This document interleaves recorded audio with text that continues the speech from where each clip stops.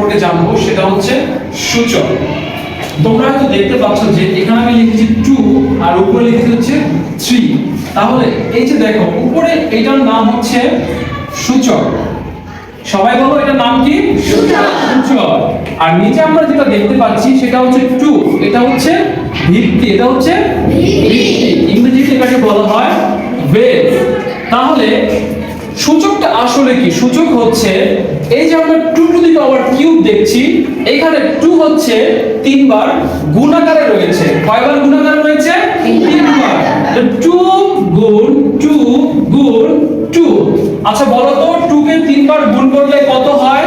8। Good. 2 কে আমরা 3 বার গুণ করলে কত পাচ্ছি? এখানে 8। অর্থাৎ 8 কে যদি আমরা সূচকীয় রূপে লিখি তাহলে আমরা কত পাচ্ছি? 2 টু দি পাওয়ার কিউব। তোমরা সকলে কি বুঝতে পেরেছো?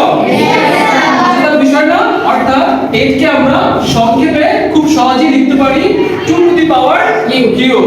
এভাবে আমরা কিছু সংখ্যাকে খুব সহজেই চাইলে সংক্ষেপে লিখতে পারবো, এভাবে সূচকীয় পদ্ধতিতে। আশা করি আজকের ক্লাসটা সবাই বুঝতে পেরেছো।